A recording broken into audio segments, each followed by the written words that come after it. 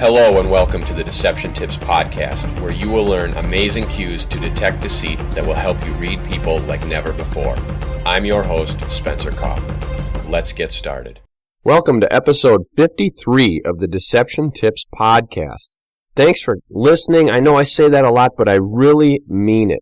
Without you guys, this podcast would not be possible. As I've said before, this podcast is done entirely in my free time, my spare time, which I don't have a lot of, so it's kind of tough. It's a lot of early mornings and late nights, but I'm doing it to share this information and hopefully to help you guys learn how to read people and detect deception. So if you're listening, if you're still listening, shout out to me, leave a review on iTunes or wherever you're listening, whether it's iHeartRadio, Stitcher, anywhere.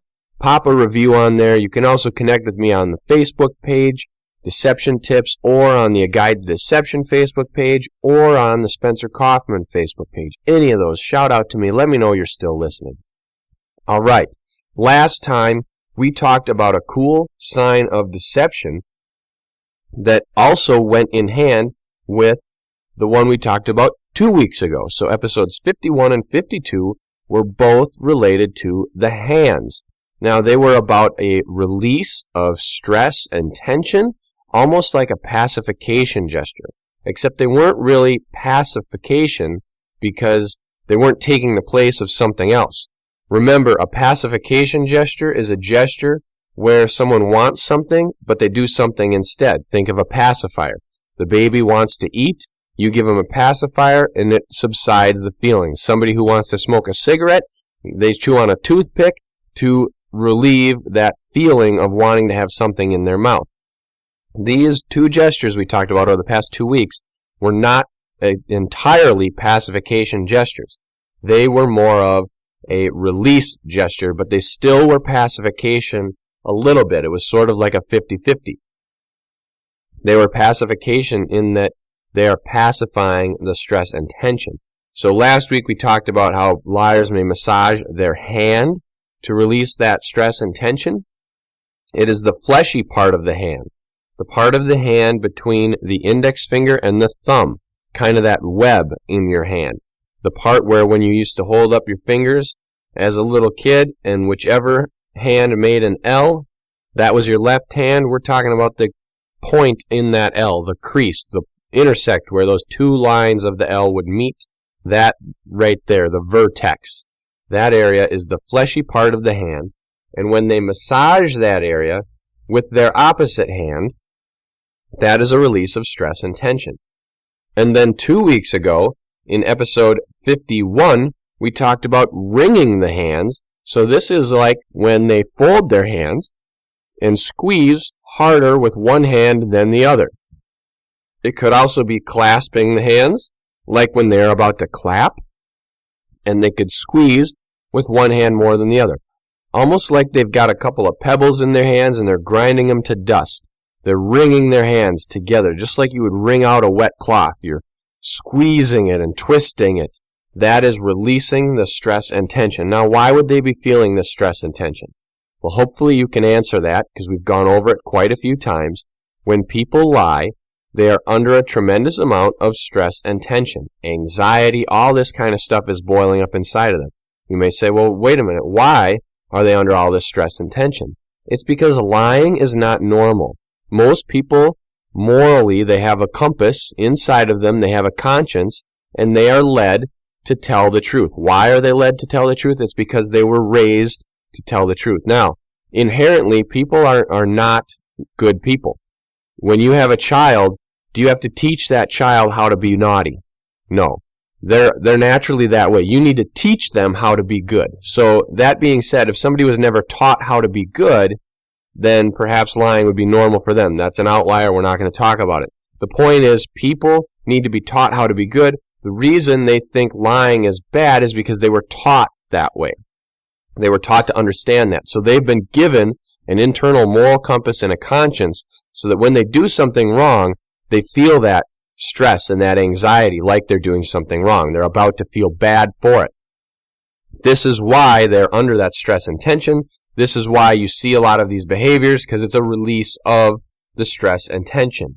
With that being said, today we have another sign of deception that is inherently related to stress and tension. That is like the foundation of this sign. Then there are a couple other things that come after it, and then the sign that appears or that is visible or audible for you to notice. So today we are going to talk about deception tip 53. So here it is, deception tip 53. A liar's mouth usually becomes very dry, causing their voice to crack and stutter. Here it is again, deception tip 53. A liar's mouth usually becomes very dry, causing their voice to crack and stutter. So what do you mean with crack and stutter? Well, it's simple. It's like when they are in the middle of a word and something happens and it kind of skips a beat. Or when they're stuttering as if they can't quite get on to what they're going to say. It's like when they say multiple syllables in the beginning of a word together. You know what stuttering sounds like? There are certain people that have a disorder or a disability, and they stutter. That is like a speech impediment that they have. This is not that serious. It is more like if they took one little sample of that speech impediment and put it in their statement. Almost like they can't quite say it. They can't quite put their tongue on it. They can't get it out. It's on the tip of their tongue, that kind of a thing. Cracking and stuttering is like when your voice changes when you're a teenager and it changes pitch. So we're going to talk a lot more about both of these and about why they occur and the causes behind them, the root cause behind them, coming up right after this. How would you like to stay sharp when it comes to reading people? Get the Deception Tips emails delivered to your inbox each week. Sign up today on SpencerKaufman.com. Here we are talking about cracking and stuttering of the voice. This is deception tip 53. Now the reason behind stuttering and cracking of the voice is what we're going to dive into right now, so I hope you are ready. First part is a liar's mouth becomes very dry. Now this causes their voice to crack and stutter. So let's back up a little bit. Why is their mouth dry? Well, dry mouth is a symptom of stress. Why is it a symptom of stress? It goes way down, way back into the ancestral survival instincts. It is our fight or flight mode. So, typically in history, when human beings were stressed, it was a time of survival. You become stressed, you need to survive. You have to fight to survive. So it's fight or flight. You're either going to run away from the situation or you're going to fight. Now, in the case of fighting, all of your bodily functions are diverted from your essential core functions out into the things that you need to fight or flight. What would those be? So those would be things like your legs, your feet, your arms, your hands. You're going to have increased blood flow to those areas so that you can use them more effectively and efficiently. Your eyes, your ears. You're going to be able to be on hyper awareness. You're going to see everything. You're going to hear everything. It is a survival instinct. That means that energy is going to be diverted away from other areas of the body. These areas mean things like non-essential for survival in that specific instance, which are stuff like digestion. So if you had just eaten a meal, you're going to stop digesting. Things are going to sit there while you fight off that life-threatening altercation. Then when you relax, you settle down, then you'll cool off, and things will resume back to normal. It's two different nervous systems, a sympathetic and a parasympathetic. It's heightened awareness. There are different things that are going to be activated. Now, another thing that delays would be something like the saliva being produced in your mouth. Why? Well, because that saliva is usually produced in a means of helping you absorb nutrients from food. So that is a part of a digestive process. So that's going to be stopped. Other stuff is going to be stopped as well. There are other things, different bodily tasks. You're going to stop heating certain areas of your body. So your core, because most of your blood flow is going to go out. Your heart's going to push a lot of blood out to your limbs. A lot of different stuff. You could look up all the various things online of what happens during fight or flight. But the main thing for this purpose is that You are going to be diverted into your extremities, your ears, your sight, things you need for survival, which means digestion stops and saliva stops being produced in the mouth. Therefore, when you are under a lot of stress and tension, you will experience dry mouth. So that's why liars experience dry mouth. Then what happens as a result of dry mouth? Well, certain things happen. They may lick their lips a lot, which we talked about in episode 32 when we discussed how the mouth becomes dry. Liars lick their lips because now their lips are dry, and that is a symptom of this. Today, like I said, we're talking about the voice. So this is a different side effect of the dry mouth. When your mouth is dry, your throat also dries up because you're not swallowing the saliva to keep your throat moist. It's kind of common sense. Things just follow naturally like dominoes. If you take away the water, things dry out. Now other stuff happens. When things are dry, like for example your lips, they become chapped. How do you get them not chapped? You lick them, keep them moist. It's simple.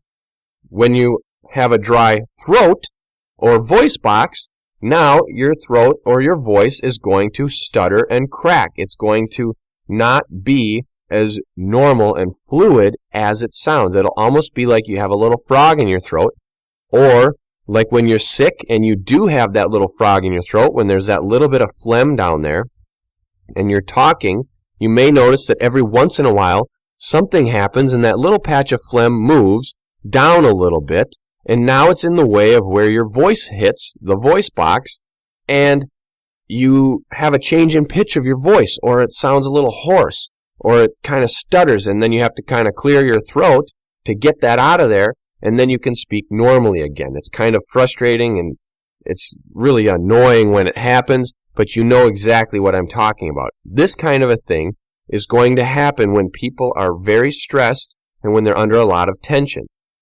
and their voice will crack and will stutter. It may not be noticeable like very distinctly. They may be good at hiding it or faking it or masking it with a clearing of the throat, or with something else like speaking louder or turning it into a shout or a more purposeful impact or slamming their fist on the table. There could be a variety of different things.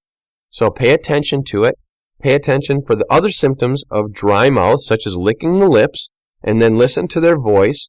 See if their mouth is dry. See if they're reaching for water. Maybe you provided it for them. Maybe you haven't. In that case, whichever it is, you can use all of the stuff in your surroundings to determine what's going on. Always look for the patterns and the clusters of behavior as well. So let's recap. The liar's mouth becomes very dry, causing their voice to crack and stutter. Why does their mouth become dry? It is because they are under stress and tension due to telling a lie. The stress and tension is involved because it's morally against their conscience. It's against their moral compass. They want to tell the truth, and the unconscious, remember, wants the truth to come out. So it's going to cause these other things to happen: crack and stutter, dry mouth, lick lips, all these extra stuff. But chain of progression, they're telling a lie, they become stressed and tense. The fight or flight response kicks in due to stress.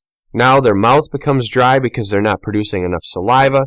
They start to, like I said, lick the lips. We talked about that a while ago in episode 32. And now their voice is going to crack and stutter because they're no longer swallowing the saliva to moisten their throat, thus causing their voice to crack and stutter when they speak. Usually it will be in the middle of a word or at the beginning of a word. It could skip a little bit. It could be like a staccato type movement. There could be a lot of varieties, which is why you have to look for the patterns and clusters of behavior. So this one sign cannot tell you exactly that they are lying. Keep in mind, some people may have voice changing. Maybe they're a teenager and their voice is going through that puberty change. Maybe the person has a speech impediment that you don't know about. Maybe they're a smoker and there's some phlegm in their throat that's causing their voice to go up and down. There could be a variety of reasons. So look for the patterns and the clusters of behavior, but know exactly what this behavior is and how to find it. So I want to thank you for listening to this week's episode of the Deception Tips podcast. I hope that you'll share it with your friends, subscribe to the feed, check out the Deception Tips videos, the Deception Tips blog, and take a look at the books I have available. And as always, tune in next week for a new deception tip.